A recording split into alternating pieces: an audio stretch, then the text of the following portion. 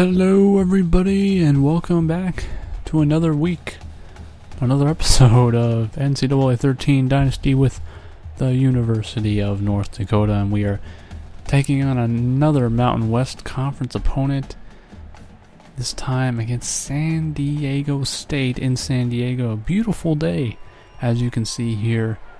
Obviously, you know, when isn't it a beautiful day in San Diego? I don't know, but here we go. We're getting started right off the bat.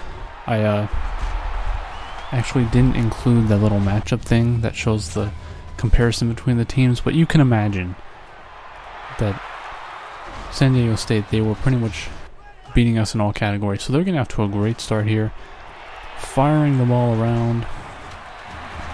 And I tell you, Ryan Katz, this quarterback, I don't know, man. He is he's tearing up our defense and he's looking outstanding. Our pass defense hasn't been bad this season. That's our strong point on defense. Of course, it's a very relative term, but it's been our strong point. Our rush defense has been a problem here. KZ's going to go in. I think it's Kazi. I'm going to say Kazi, no matter how it is. And I wanted to show this because the band is like stuck in the seats or something. I don't know. It's kind of weird. But 3rd and 7 on our first possession of the game. And that happens. It was a pretty insignificant possession for us. Nothing really happened. So we give the ball up and we're down by 7 here in the first quarter.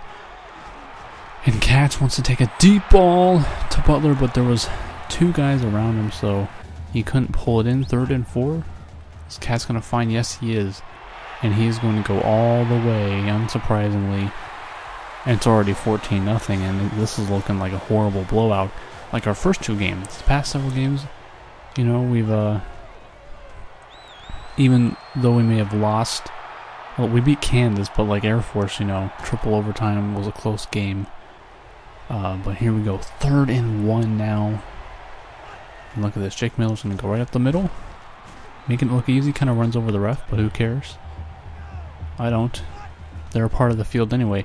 Trying to find tight end Seth Nichols in the flats, and I don't know what that was. That was a terrible throw by Hendrickson. Marcus Hendrickson, the senior starting quarterback. I'm going to lose him next year, and there it goes. Completed, but 2 yards short of the first down, so another failed drive. And are you kidding me right now? This is hard to watch. 14-0. It looks like they're just going to go right down the field and punch in another score. KZ breaking off tacklers, and he gets a first down after that kind of effort. And definitely, we are going to be improving defense over the next couple of years. You know, our offense has actually been sufficient. So far, we haven't had bad performances, but here, Goodman on the interception, and our thing's going to turn around finally. But a studio update real quick, and number 1, Arkansas is losing to Texas A&M. Yes, you may be as baffled as I am as to how Arkansas is number 1, but anyway, here we're going to find Greg Harden wide open in a first down, about a 13-yard gain for our star wide receiver, and he's only a sophomore. And Jake Miller's going to get the handoff. He's going to bounce it right outside. He has great blocking, and he's going to go on for a season-long run of 29 yards. And now we're going a little play action. We're going to find Seth Nichols, the tight end this time. A little behind him, but he was able to snag the ball in. We have some good tight ends on this team, Seth Nichols and Seth Wisthoff, the 2 Seths. But Jameer Jackson pulls in another touchdown reception on the year, and we're on the board. So it's a 7-point game now. All of a sudden, things are looking a little brighter for this team. Our offense got going on that drive, and there you go. But the 2 tight ends I was talking about, they're both seniors, but we're looking at some really good tight ends in recruiting who have a high interest in going to UND. So things may be very bright in the future at tight end. And as you can see, Katz is leading his troops right back down the field like they've been doing. 1st and goal, and Katz, yes, finds Butler. Touchdown, and they're right back up to a 14-point lead. Oh my gosh. So what are we going to do?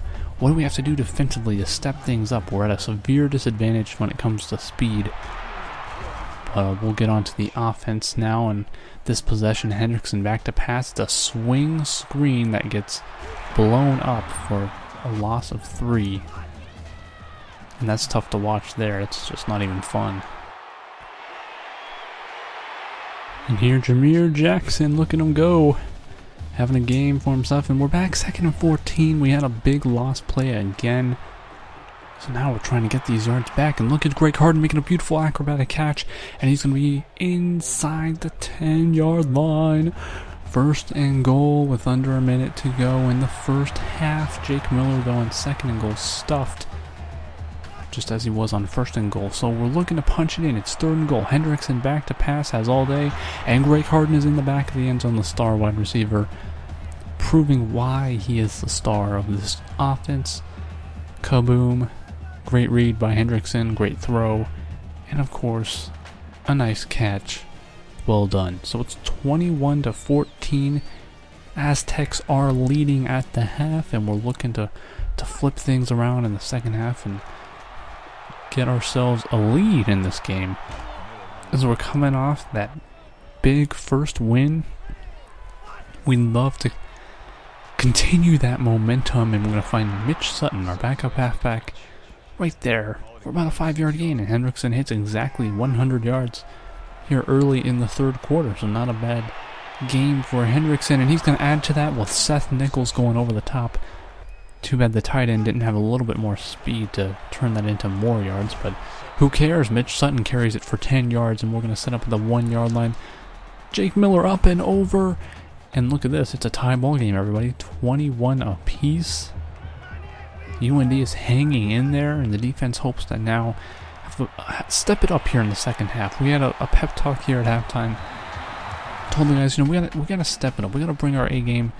We gotta come together as a team. And any more cliches that you can think of, please forward them to my email address, which I will not provide. So figure that out on your own. But here, Aztecs get right back at us. I mean, they go right down the field. And I don't know if that's because they have a really good offense, or more likely because our defense is just weak. I've said this before, we have so much building to do, but that's going to be the fun. And here we're going to draw the defender in, so he comes away from the fullback, and we're able to dump it off for a nice little gain there. And Hendrickson's having himself a game here. Nice job so far in the offense, tearing it up. It's R.J. McGill, our number 2 receiver behind Harden. He usually lines up on the other side of the field. And now 2nd and 8. We're looking to find somebody over the top. No! We're looking too hard for Harden, and he didn't have enough time to make the throw. 3rd down, the crowd is screaming at the top of their lungs. 7-point game, looking to find Jameer Jackson, but no cigar. No cigars here, and we'll just take the 3. It's the 3rd quarter, so not a big deal. Another studio update. Number 7 TCU is currently trailing by 3 to SMU, so interesting development there. But now San Diego gets the ball right back, and they're hoping to do what they've done on every other drive. They have yet to punt in this game, and it is the 4th quarter. And this shows how poorly our defense has done against this offense in the game. But there, Lockett coming back for the ball. He wasn't even really in position to make the catch, but he comes back for it. And San Diego hoping to pad this lead a little bit. Look at this throw. Great throw, great route, great catch. And now it's an 11-point game with 5 minutes to go, so there's still plenty of time left. But our defense has to make a stop in order for us to even have a chance at coming back. But Jake Miller on the screenplay. He's going to set us up around midfield. What a humongous gain that was. If only he had a little bit more speed, we were able to amaze people. And look at this. Trey Avery, first reception, and it's for a touchdown of 34 yards. A quick strike, just what we needed to get right back into this game. He doesn't see a lot of playing time. But there you go. It's a 4-point game once again. 3:44 to go in the 4th quarter. Our defense looking to make a stop. Can we make a statement on this drive? Well, not a good start at all. And on the bench with the defense, and they're just, when they come off the field, they're gassed. They're demoralized. Their heads are hanging. We're trying to get the morale up, but every play is just a dagger to them. And look at this. 3rd down. We really should have had them on that play. And now we expended all our timeouts. It's 3rd down again, and we have to stop them. And look at the defense coming up big. And look at the separation between play and game clock. They're going to go for the field goal here. And it's a 7-point game with 4 seconds on the clock. We're going to need something to happen. Something. And this is about almost 90 yards of field that we have to cover. And